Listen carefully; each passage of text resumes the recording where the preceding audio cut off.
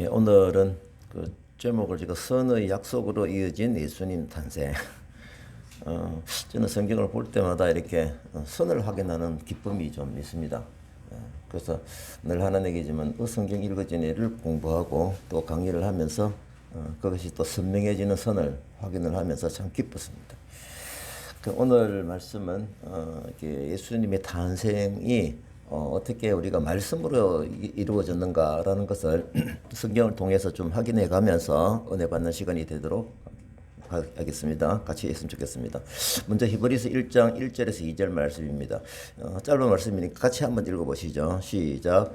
옛날에 여러 차례 여러 모양으로 예언자들을 통해 조상들에게 말씀하신 하나님께서 이 마지막 날에 아들을 통해 우리에게 말씀하셨습니다.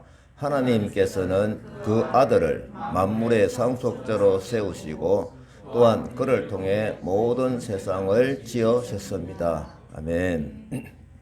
굉장히 무게감 있는 큰 말씀이죠. 우리가 요즘 크리스마스 성탄절, 저는 이 중고등부 때 이 성탄절은 새벽송 선물 교환 그리고 게임 제가 너 밤샘 놀기 이러다 보니까 25일 날 성탄 감사 예배가 줄 한참 동안 몰랐습니다. 청년 때까지 잠자느라고.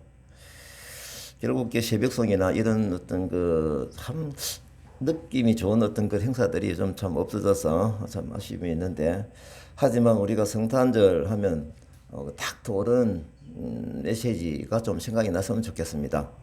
우리를 구원하시려고 이 땅에 비하하신 예수님, 이 부분이 말씀으로 생각이 되어지고 그 감사가 이어지면 좋겠습니다.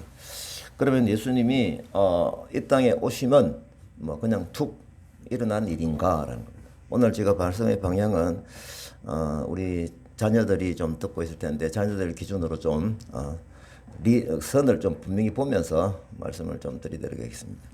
그냥 툭 일어난 일인가라는 겁니다. 아니면 약속을 해주시고 오셨는가?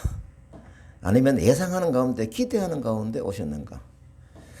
예수님이 오시면 약속을 분명하게 하고 오셨습니다. 성경에는 구약 성경이 있고 신약 성경이 있습니다. 예수님이 이 땅에 오시기 전 BC, Before Christ, 예수님이 이 땅에 오시고 이후 안노 도미니 AD라고 구분되듯이 성경은 우리가 구약 성경과 신약 성경이 뚜렷하게 구분이 됩니다. 신약 성경의 주인공은 당연히 예수님에 대한 역사 기록이고 또 예수님에 대한 기록을 시로서 또 예언으로서 서신으로서 우리에게 주신 말씀이기 때문에 당연히 예수님이 주인공이다 라고 하는 데서는 우리가 다 쉽게 인정이 됩니다. 그러면 구약 성경에서의 주인공은 누구있냐? 뭘 위한 말씀이 있는가? 라고 하면은 모든 신학자들이 또 우리들이 믿기로 역시 주인공은 예수님이다. 예수님이 이 땅에 오시기 전인데 어떻게 예수님이 주인공이실까? 객관적인 질문이 있을 수 있죠. 그래서 오늘 제가 이 부분을 왜 구약 성경에서 예수님께서 말씀해 주신 대로 오셨는가? 라고 하는 것을 말씀의 선을 이어가면서 보도록 하겠습니다. 그래서 우리가 이제 성탄 가면은 이런 말씀들이 먼저 우리 마음속에 기억이 나고 이루어지면 좋겠다라고 합니다. 그 진행된 스토리를 성경에서 차례대로 순서대로 시간의 순서대로 우리가 한번 확인을 하고 싶습니다. 예수님이 태어나시면 이렇습니다 라고 소개한 부분이 마태복음에 나오거든요. 1장 18절에서 22절입니다. 먼저 제가 읽겠습니다. 예수 그리스도의 태어나시면 이렇습니다. 제가 이제 쉬운 성경으로 우리말 성경으로 좀 했습니다. 그의 어머니 마리아는 요셉과 약혼한 사이였습니다. 그런데 결혼하기 전에 마리아가 성령으로 임신하게 된 사실이 알려졌습니다. 마리아의 남편 요셉은 의로운 사람이었습니다. 그는 마리아가 사람들 앞에 수치를 당하게 될까봐 남모르게 파혼을 하려 했습니다. 그 당시에 제가 정보를 보니까 이게 유대교적인 어떤 그 율법이나 이런 상황, 사회적인 상황을 볼 때 이렇게 일을 저지르면은 결혼하기 전에 이게 일을 저지르게 되면 돌로 쳐 죽이도 되고 또 파혼을 일방적으로 선포를 해도 된다라고 하는 것을 제가 보았습니다. 자, 그만큼 이 상황을 볼 때 남편이죠. 약혼자 요셉은 얼마나 괴로웠을까라고 하는 부분을 우리가 깊이 한번 생각을 해 볼 수 있겠죠. 그래서 20절에 나옵니다. 요셉이 이런 생각을 할 때 주의 천사가 꿈에 나타나서 말했습니다. 다윗의 자손 요셉아, 두려워하지 말고 마리아를 내 아내로 맞아라. 마리아가 가진 이 아기는 성령으로 임신된 것이다 라고 천사가 요셉에게 선명하게 알려주신 거예요. 그러면 요셉은 마음의 갈등이 있었던 이 상황에서 이 천사의 얘기를 들었을 때 어떻게 믿음으로 가느냐, 아니면은 그냥 아무 상관없이 그걸 가느냐라고 하는 것이 생각할 수 있겠죠. 여기서 우리가 두드러진 키워드 다윗의 자손 요셉아입니다. 그죠? 이 부분이 행간의 뜻이 뭘까요? 구약 성경에서 다윗의 후손으로 오시리라고 하는 그 예수 그리스도에 대한 약속의 말씀이 키워드가 이게 들어있는 것을 놓치지 말자입니다. 21절 마리아가 아들을 낳을 것이니 그 이름을 예수라 하라. 이름까지 지어주시네요. 예수님의 뜻은 그의 백성을 그들의 백성의 죄로부터 구원할 것이다 라고 하는 것입니다. 22절에 보니까 이 모든 일이 일어나게 된 것은 주께서 선지자로 하신 말씀을 이루려 하심이니 굉장히 중요하죠. 여기에 보게 되면은 예수님의 탄생이라는 부분이 이렇게 기록에 선명하게 구약 성경에서 이루어진 뼈대를 쭉 설명을 해 놓으신 것이죠. 그래서 이미 예수 그리스도의 탄생은 선지자를 통해서 하나님께 주신 말씀을 통해서 기록되어진 대로 오신 분이다라고 하는 것입니다. 그래서 말씀대로 이루어진 이 부분은 예수님의 이 땅에 오심도 매우 중요하지만 이것은 빅뉴스죠. 엄청난 뉴스입니다. 이걸 우리가 놓쳐서는 안 된다라고 하는 것입니다. 그래서 제가 조금 옆으로 가서 오늘 키우던 아이인데 이제 마리아 입장을 한번 생각해 보세요. 마리아 입장, 그죠? 이것도 한번 우리가 생각을 해볼 필요가 있어요. 약간 옆으로 가겠습니다. 이 부분은 이제 마태복음을 벗어나서 누가복음에 보면은 이제 마리아의 상황이 대화의 상황이 쭉 나오거든요. 누가복음 1장 26절에서 30 전체적 8절까지 쭉 나오는데 예수의 나심을 이제 예고하다 이 부분입니다. 제가 전체적으로 읽지는 않고 키워드도 이게 처음에 제가 칼라를 좀 구분을 해놨거든요. 천사와 마리아 간의 대화입니다, 그죠? 대화가 나오는데 세 차례에 대해서 패턴으로 전개가 되더라고요. 첫째 한 패턴이 뭡니까? 첫 번째 대화가 28절, 29절이죠. 거기에 보게 되면은 그에게 들어가 이르되 은혜를 받은 자여. 누구에게? 천사가 누구에게요? 마리아에게 하는 얘기입니다. 은혜를 받은 자여. 갑자기 생뚱맞게 은혜를 받은 자입니다. 평안할지어다. 예. 지금 상황이 뭡니까? 지금 굉장히 마리아는 혼란스러운 뉴스가 전해질 텐데 평안하여라 이거예요. 이것부터 먼저 말씀하시는 포인트가 참 중요한 것 같습니다. 주께서 너와 함께 하시도다. 그러니까 배경을 쫙 깔고 얘기를 하시는 거예요. 그러니까 이제 마리아가 이 말을 듣고 놀라서 이런 인사가 어찌 된 거지 생각하며 이 부분이죠. 그러면 이 마리아의 입장은 굉장히 당황한 거죠. 그죠? 당혹감이 나타난 거예요. 아마 믿음이 있었기 때문에 천사가 이런 말을 해주는 것은 정말 마음이 부풀고 와, 나에게 이런 일이 이런 인사가 있다니 라고 반기는 마음이 충분히 있었겠죠. 그래서 이게 뭐지라는 퀘션 마크가 굉장히 강했을 것입니다. 그 다음에 두 번째 대화를 보게 되면 30절에서 34절 말씀이거든요. 여기 보니까 마리아의 임신에 대해서 천사가 확인을 해주는 겁니다. 또 31절에 보라, 너가 잉태하여 아들을 낳을 것이다. 그 이름을 예수라 하라. 자, 이제 쭉 34절에 보니까 마리아의 입장이 나옵니다. 천사에게 뭐라고 합니까? 나는 남들을 알지 못한 어찌 이 일이 있으리까? 요거는 어떻게 보는 관점에 따라서 뭐 뱉어내는 말일까요? 아니면 믿음으로 그럼 왜 어떻게 하면 되겠습니까? 일이 이루어지겠습니까? 라고 믿음으로 그 다음을 기대하는 말씀일 수가 있는데 저는 후자라고 봅니다. 어떻게 이 방법이 이루어지겠습니까? 라고 하는 것이 무소불능하신 하나님의 권능을 믿는 믿음이 있었고 마리아는 이 천사의 전언을 오히려 기정사실로 받아들이면서 앞으로 어떻게 일이 일어나는 것입니까? 수용하는 마음이었다라고 저는 그렇게 믿고 있습니다. 대단한 믿음이죠. 왜냐하면 그 이후에 이어지는 대화를 보면 흐름을 보면 그렇습니다. 세 번째 대화가 나오죠. 35에서 38절입니다. 천사의 대답과 마리아의 순종을 드러내고 있습니다. 어찌 이 일이 있겠습니까? 라고 한 대답이죠. 35절에서 37절, 38절. 천사가 뭐라고 합니까? 성령이 너에게 임하시고 강조되는 키워드 성령이라는 부분을 놓치지 마십시다. 지극히 높으신 이의 능력 키워드 너를 덮으시리니 이름으로 나실 바 거룩한 이는 하나님의 아들이라 일컬어지리라. 선명하죠. 중요한 단어가 많이 나옵니다. 37절 대저 하나님의 모든 말씀은 능하지 못하심이 없느니라. 38절에 이제 마리아가 얘기를 합니다. 고백이죠. 주의 여종이오니 말씀대로 내게 이루어지이다 하며 천사가 떠나가니라.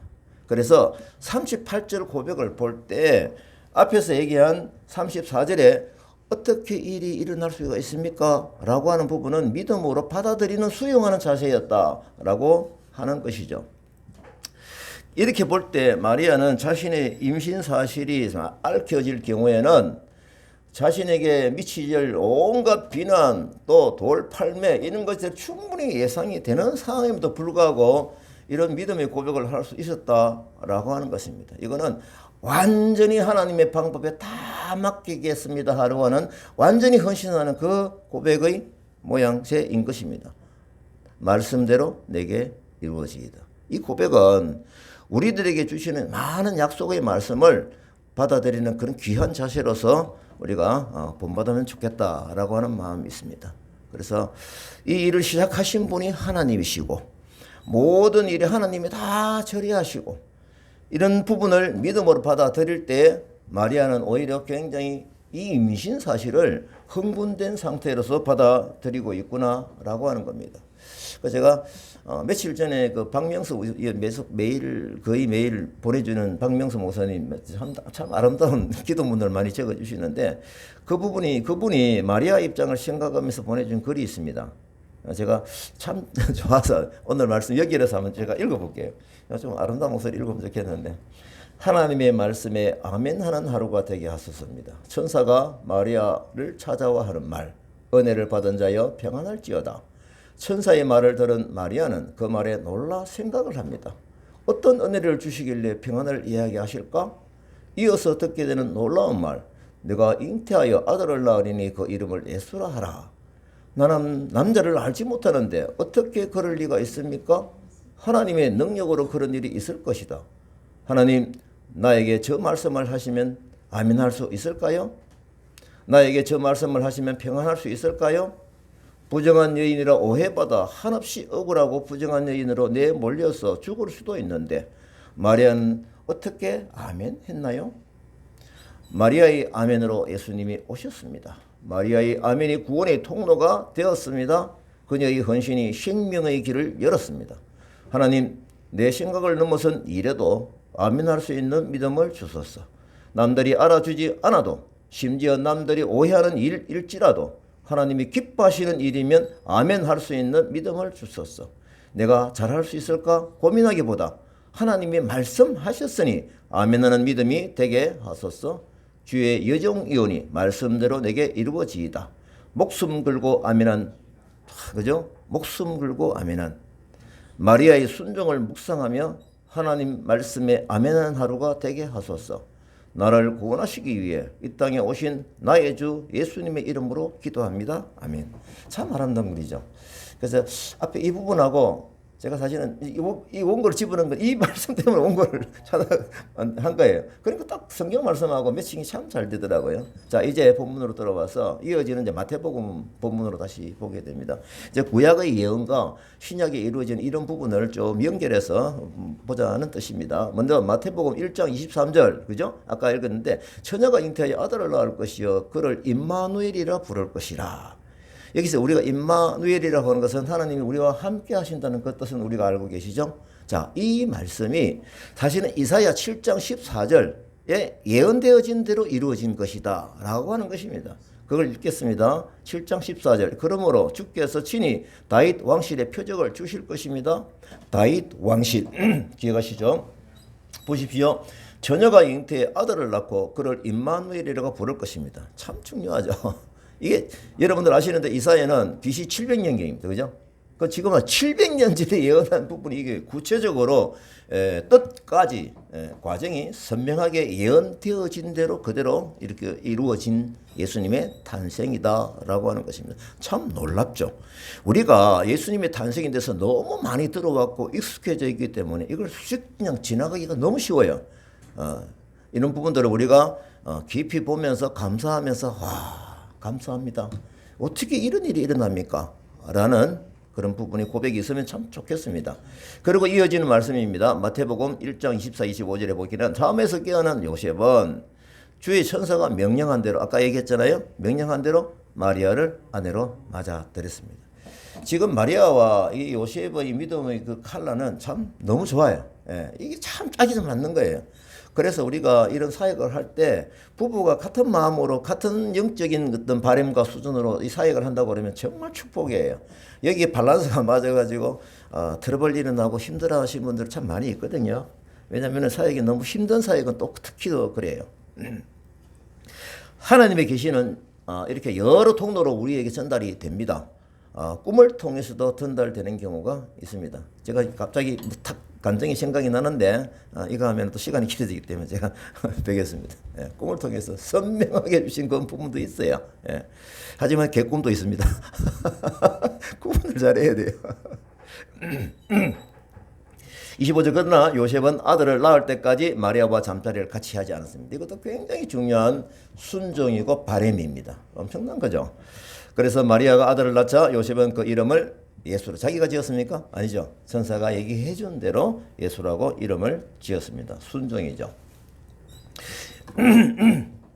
이제 예수님이 태어났을 때입니다. 태어났을 때 마태복음 2장으로 넘어갑니다. 그죠? 1절에서 6절. 여기 보면은 우리가 이제 동방박사 얘기가 나오죠. 동방박사가 별을 보고 연구를 하다가 그 하나님이 지혜를 주신 거죠. 뭐 그냥 그 연구력이 커서 그랬겠습니까? 다 소망을 가지게 하는 자에게 하나님이 뚜렷한 사인을 딱 보여주시는 거죠. 그래서 별을 보고 찾아와서 유대 땅에 온 겁니다. 그러니까 이분들이 기억이 좀 높은 분들 같아요. 이 뭐 왕을 만나니까요. 그죠? 우리 같은 사람 왕을 쉽게 만나지 못하는데 왕을 만나가지고 물었습니다. 유대 사람의 왕으로 나신 분이 어디 계십니까? 예수의 별을 보고 경배 드리려고 왔습니다. 라고 하는 것이죠. 이 얘기를 듣는 헤롯은 심기가 너무너무 불편했죠. 아시는 대로 이 헤롯은요, 이 로마 정부에 막 돈 갖다 주고 로비해가지고 그렇게 해가지고 이 왕권을 딴 사람 아니에요. 그래서 자기 자녀로 물러갈 때 이 왕권인데 갑자기 그냥 엉뚱하게 그냥 왕으로 태어난 분이 왔다니까 불편하죠. 그래서 묻습니다. 그죠? 속이는 거죠. 대제사장들과 일부 학자들 모두 불러가지고 물어보니까 맞는 거예요. 어디에서 태어난다? 유대 땅 베들레헴입니다. 이런 부분들 기록도 공격하는 마음으로 찾았음에도 불구하고 구약 성경에 베들레헴이라는 걸 선명하게 확인을 해내는 거죠. 예언자가 성경에 이렇게 기록했기 때문이죠. 그래서 이 기록된 거 6절입니다. 그러나 너 유대 땅 베들레헴아 너는 유다의 통치자들 가운데 가장 작지 않구나. 내게서 통치자가 나와 내 백성 이스라엘의 목자가 될 것이다. 그렇죠? 그래서 아까 전에 읽었던 미가서 5장 2절에 또 보게 되면 미가서도 대체 이사야 미가가 비슷한 시대거든요. 그건 주전 700년으로 봐야 되겠죠. 그러나 너 베들레헴 에브라다야 비록 내가 유다 족속 중에서 아직 아주 작지만 이스라엘을 다스릴 사람이 너로부터 나올 것이다. 이렇게 예언되어진 대로 이런 부분들이 구체적인 대화 속에서도 나오는구나 라는 것을 확인할 수 있습니다. 이제 우리가 상황을 좀 정리를 해보면은 마리아와 요셉이 이제 이게 스토리가 좀 참 어떻게 보면 깊이 보면은요, 이런 일이 일어나는구나 라는 것을 알 수가 있는데 마리아와 요셉은 나사렛에 살고 있죠. 그죠? 아시잖아요? 그 동네에서 예수가 태어날 수밖에 없죠. 그 상황으로 봐서는요. 그죠? 구약 성경에 어디에 태어난다? 나사렛이 아니고 베들레헴이거든요. 나사렛하고 베들레헴은 너무 멀다라고 하는 점을 쉽게 넘어가면 안 돼요. 제가 이제 인터넷에 검색해보면 나오거든요. 몇 킬로냐 보니까 직선거리가 120킬로. 그러면 걸어서 가는 길은 한 200킬로 안팎이 되겠죠. 이 길을 걸어간 것이면은 우리가 빨리 걸어도 그러니까 한 5, 6일은 부지런히 그런 걸릴 거예요. 자, 이제 이렇게 거리가 멀고 교통도 좋지 않은데 어떻게 그 마리아와 요셉이 베들레헴까지 가서 아기를 낳느냐 이겁니다. 이제 하나님의 방법이 작동이 되는 것이죠. 이상한 명령이 내려옵니다. 어떤 명령입니까? 그 당시 총독인 아우구스투스가 자기 고향에 딱 가서 호적을 명해버린 거죠. 왕이 명령하는 건 지킬 수밖에 없죠. 그래서 만삭이 된 불편함에도 불구하고 요셉은 마리아와 같이 어디로 갔다? 베들레헴으로 갈 수밖에 없었다라고 하는 것입니다. 결국 이런 상황으로 볼 때 아기 예수의 탄생이 베들레헴에서 태어나신 하나님이 주신 계획대로 탄생이 된 것이다 라고 하는 것을 우리가 놓치면 안 돼요. 이런 부분들이 매우 중요하거든요. 이게 선으로 이어지는 약속의 말씀이 이렇게 정확하게 이루어지네? 이 사례뿐 아닙니다. 하나님께서 하신 약속과 그 계획은, 즉 예언은 정확하게 진행이 되었음을 우리는 성경의 역사를 통해서 다른 많은 사건을 통해서도 우리가 알 수 있습니다. 우리에게 이제 적용을 해 보면은 하나님께 받은 비전대로 순종하며 가는 그 길에는 우리의 마음과 생각을 주관하시는 성령님이 계시죠. 내 뜻대로 계획할지라도 그 걸음을 인도하시는 분은 누구시다? 하나님이시다. 라고 하는 것을 우리가 말씀을 믿고 정말 한 걸음 한 걸음 내 디딜 때마다 말씀을 묵상하고 이 길이 맞습니까? 물어가면서 가는 그 순종의 마음, 이런 부분들이 우리에게 믿음으로 작동되기를 바라는 것입니다. 이런 부분들이 우리가 생각해 볼 때 저는 항상 이게 다카 사역을 생각해 보니까 우리가 어느 정도 순종하며 가고 있구나 라고 하는 것을 저희들은 생각을 하고 감사하고 있습니다. 그래서 제가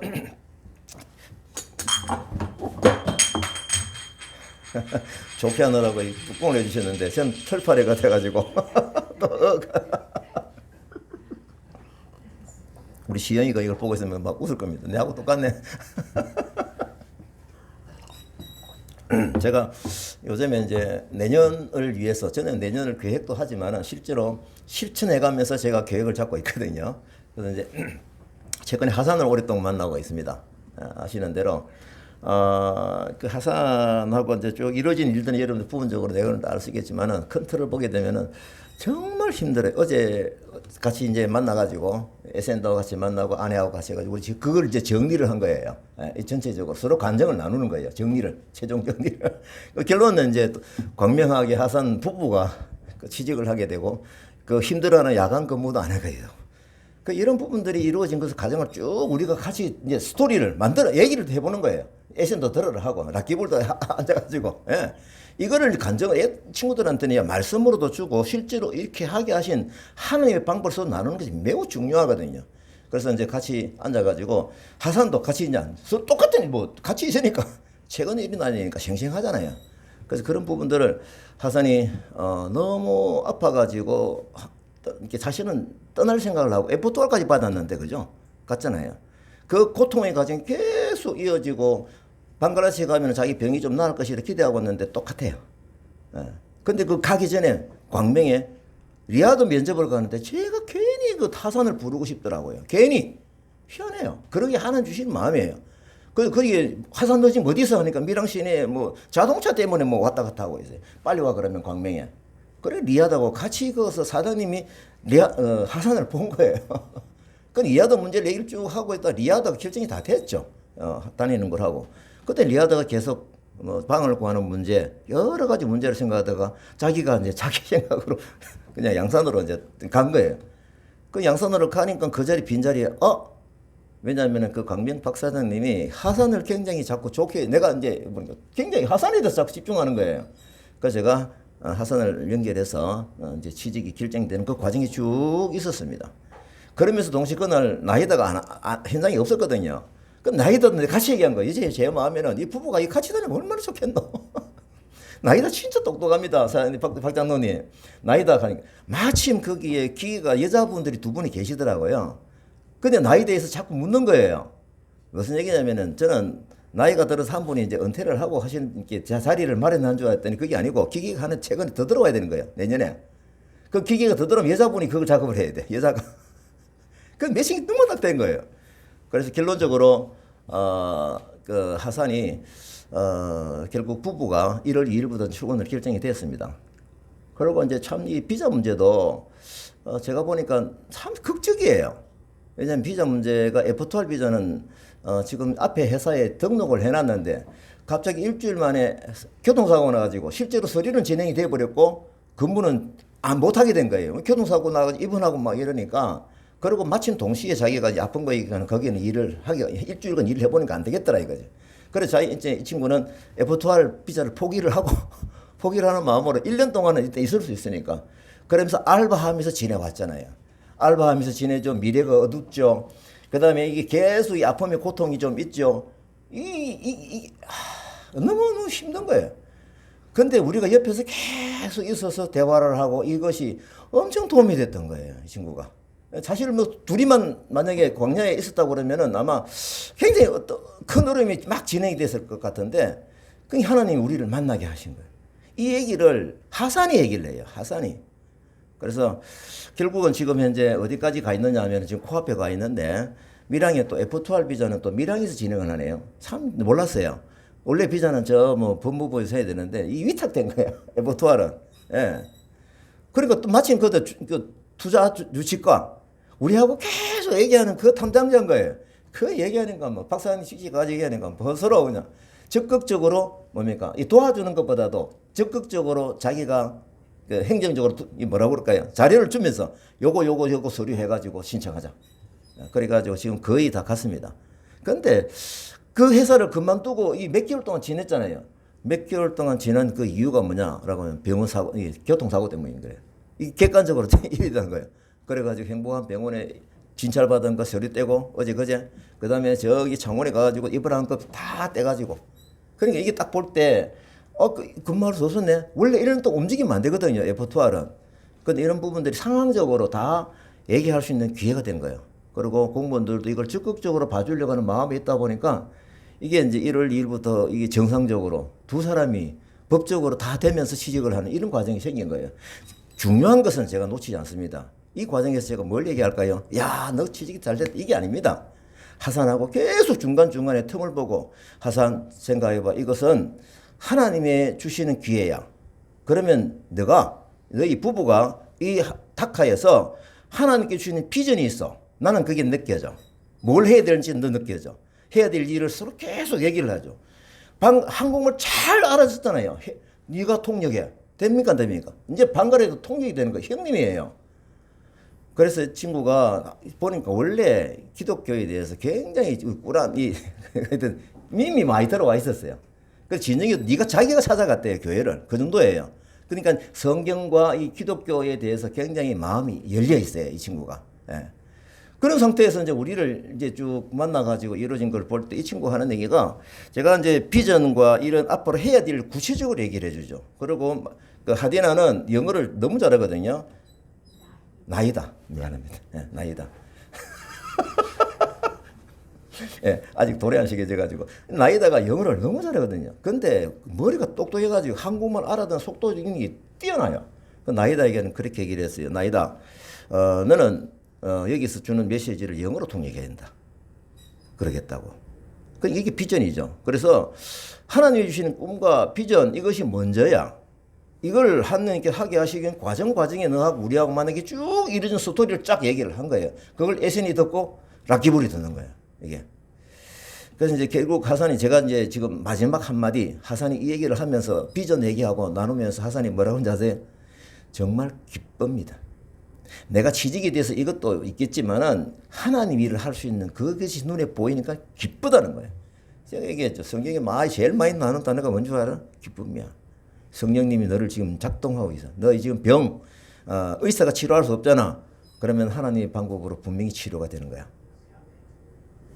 예?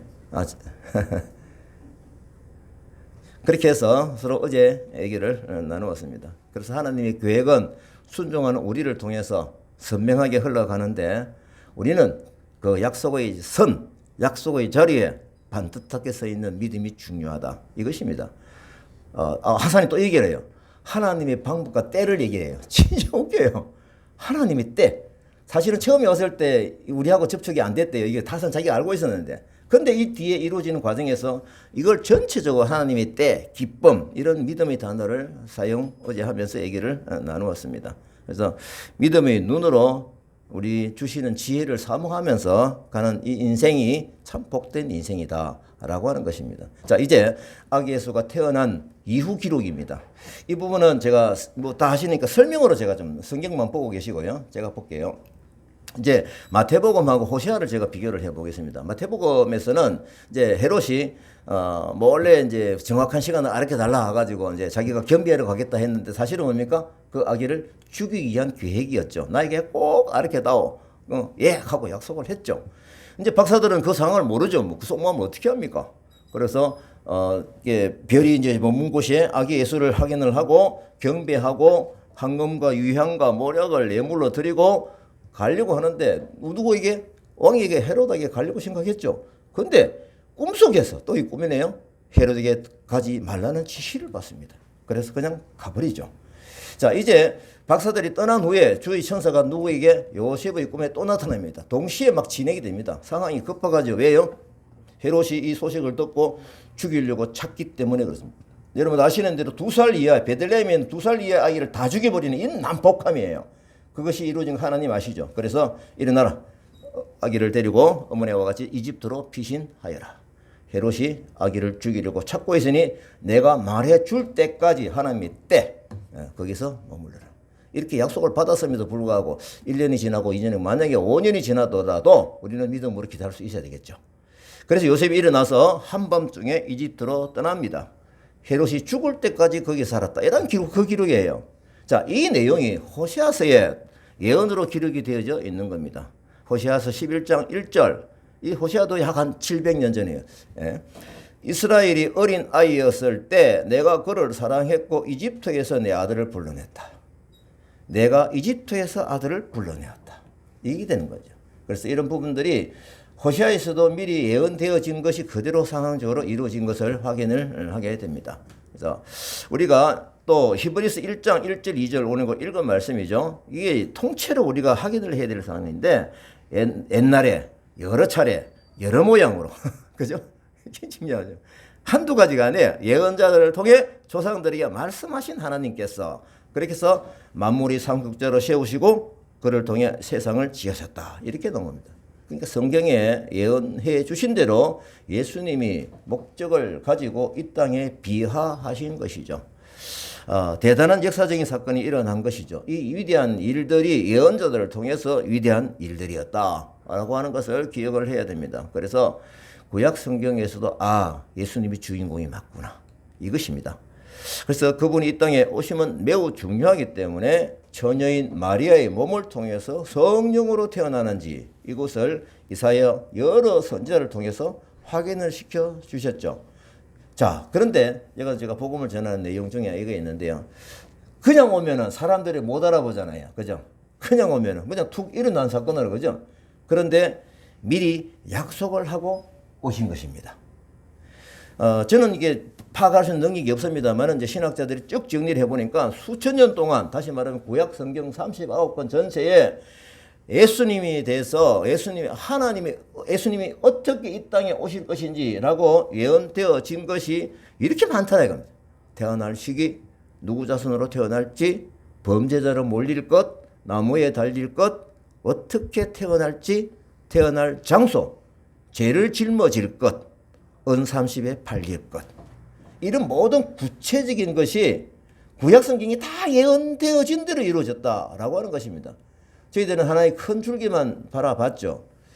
그 약속을 하고 오셨다는 겁니다. 이런 부분들이 예언이 한 300가지가 넘는다 그러더라고요. 이 예수님에 대한 예언이. 그래서 우리가 이런 부분들을 우리 무슬림 친구들이나 우리 청년들에게 복음을 전할 때 귀한 메시지로서 우리가 잘 증언을 해야 되겠다고 하는 것입니다. 오늘 리티가 앉아 있는데 오랜만에 들으면서 이렇게 고개를 끄덕거리니까 참 내가 반응이 맞죠? 했죠? 너무 좋아요. 눈빛이 좀 달라요. 자, 이제 우리가 또 이렇게 볼 때 스토리를 다시 한번 우리가 요약을 해 봅니다. 동방 박사 헤롯 사슴을 방문을 했죠. 헤롯이 흉계를 가진 것을 알지 못한 채 태어난 장소를 알려 주기로 했죠. 근데 천사가 와서 그냥 가라. 그래서 결국은 헤롯이 참 베들레헴에서 2살 이하의 어린아이 죽는 이 부분은 참 슬픈 일이에요. 슬픈 일이에요. 이 세상에 평화와 기쁨이 선포되는 시간에 사탄의 세력이 그만두지 않는다라고 합니다. 이 총론을 이제 받아들인 거거든요. 가만두지 않죠. 예수를 죽이기 위해 2살 아래 사내 아이를 모두 죽이는 사건은 흉악한 범죄죠. 하지만 이 범죄는 깊이 생각해 보면 사탄의 본질입니다. 이걸 이제 우리가 영적으로 깨달아야 되거든요. 이 기사가 신문에 난다고 생각해 보십시오. 세계가 분노하겠죠. 예수님이 오신 사건은 이 땅에 평화를 주기 위해서 오셨는데 이게 웬 일입니까? 햇볕은 선명할수록 그림자가 뚜렷해지는 것이죠. 아침에 가장 추운 때가 언제입니까? 해 뜨기 직전입니다. 우리에게 중요한 교훈 하나 깨달아야 합니다. 우리의 인생에서 이 땅에 오신 예수님을 영접하고 믿을 때, 또 영적으로 큰 일이 일어나려고 할 때, 하나님의 복음 사역이 왕성하게 전해질 때 어떨까요? 사탄은 이것을 회방하기 위해서 집중적으로 공격한다라고 하는 사실을 우리가 깨달아야 됩니다. 제가 오늘 아침에 이승삼 전화 와가지고 현관 앞에 눈사람, 난 바람이 날아간 줄 알았더니 누가 그냥 좀 치아 붙는 것 같아요. 그런 것 같아요. 그죠? 예. 그리고 그 앞에 똥도 씻다고요? 현관 앞에다가? 아이고, 그 똥을 치웠다고 해요. 결국 이제 이런 부분들이 이제 그 악심을 품고 하는 사람이 이제 공격하는 사람이 있죠. 예. 공격, 크진 않는데 그런 성향들, 이런 분들. 누가 있을 때 막 우리가 윤리적으로 막 힘들어하지 그렇게 하지 마시고 기도하는 마음을 키워야 됩니다. 예. 그래서 예수님은 성령께서 피하게 하셔서 반듯하게 살아 계셨고 하나님의 계획대로 우리를 구원하시는 역사를 이루셨습니다. 그러니까 여기에 감사가 있죠. 우리가 사도행전 16장까지 기록에서도 제가 계속 말씀을 드렸는데 하나님의 복음이 왕성해질 때 사탄이 공격하고 이거 있잖아요. 막 대비되어지는 그 기록을 제가 지난 16장까지 16번 제가 기록을 해놨거든요. 그 패턴을 저는 확인을 합니다. 예수님이 탄생하신 대역사 사건은 이런 예수님이 탄생하시기 700년 전에 선지자들을 통해서 구체적으로 예언을 해 놓으신 선명한 하나님의 계획입니다. 하나님께서는 사탄이 또 어떻게 할지를 다 아시고 아기 예수를 애국으로 피신시키는 까지 예언을 해 놓으실 정도입니다. 그렇기 때문에 우리는 하나님의 방법이 분명히 승리한다라는 것을 쉽게 알 수 있습니다. 여기서 놓치지 말아야 할 내용이 있죠. 뭡니까? 2살 안에 사내 아이를 잡아 죽이는 사건은 모든 사람들 눈에 잘 띄는 거죠. 하나님의 역사가 진행되어 아기 예수가 보호되는 사건은 극소수의 사람만 알고 있겠죠. 중요한 일은 진행이 되는 것입니다. 표면적으로는 헤롯이 이기는 것처럼 보이죠. 중요합니다. 표면적으로는 헤롯이 이기는 것처럼 판단되고 보입니다. 하지만 이것은 하나님의 사실이 아닙니다. 우리가 신앙생활 중에서도 이런 부분이 막 휘둘리고 넘어지고 그러지 마십시다라는 그 고백이죠. 하나님에 대한 신앙 고백을 하고 믿음 생활을 하고 있을 때 이 땅에 오신 평화의 소식을 기쁨으로 받아들일 뿐만 아니라 우리가 공격하는 사탄의 세력도 우리가 인식을 하고 깨어 기도하는 것도 우리가 놓치지 말아야 할 것입니다. 때로는 사탄이 우리를 믿지 못하게 하기 위해서 또 방해하기 여러 가지 방법을 씁니다. 환경을 이용해서 또 여러 가지 이성의 힘으로도 또 공격을 하기도 하죠. 방해합니다. 이런 부분들은 송정희 준사님 지난해 설교하실 때도 그 얘기를 분명히 좀 하셨거든요. 그래서 우리가 믿으면은 무조건 복 받는다. 이 잘못된 정보를 주면 안 돼요. 그래서 복 받는 과정 중에서 이렇게 제가 왜 사도행전을 그걸 대비해서 자꾸 기록을 하느냐 하면은 이 부분의 정보를 내가 보여주고 싶어서 보관을 하고 있는 것입니다. 사탄이 만드는 어려움은 표면적으로 드러나기 때문에 하나님의 방법이 지는 것으로 보일 수가 있습니다. 이때 우리가 하나님이 주신 큰 계획, 숨어있는 계획, 말씀의 약속으로 이어지는 그 계획을 놓치지 말자 이겁니다. 헤롯의 방법에 속지 말고 겁내지 마십시다. 하나님을 믿으면 아무 어려움이 없다. 그렇지 않죠. 하나님의 방법이 이기게 되어 있습니다. 그래서 이 부분이 앞으로 남아있는 우리에 대한 남아있는 예언 있잖아요. 저는 이게 굉장히 중요하거든요. 요한계시록 우리가 여러분들 뭐 설교를 듣고 이렇게 하신지 모르겠는데 뭐 어느 정도는 알고 계시죠. 이걸 너무 강조하는 사람도 보면 좀 불안하게 들릴 수도 있죠. 문제는 뭐냐면은 이 요한계시록은 막 하고 겁주는 말씀이 아니에요. 하늘과 새 땅이 열리는 그 약속의 말씀, 그 새 생명의 약속 예언을 우리에게 주신 것입니다. 기쁨의 소식이죠. 그래서 요한복음을 볼 때 막 쭈그려가지고 이렇게 읽을 것이 아니고요. 뭐냐, 우와, 내게 이런 약속이 되어 있구나. 그렇죠. 방법을 잘 찾아야 되는 것입니다. 하나님의 영광을 위해서 살고 싶습니다. 하나님의 뜻이 우리 삶을 통해서 흘러간다면은, 다카 사역 현장에서 흘러간다면은 이것이 인생의 성공입니다.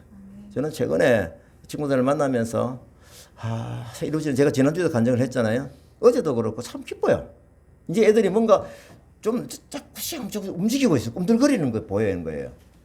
우리가 무엇이 하나님께 영광 올려드리는 삶입니까?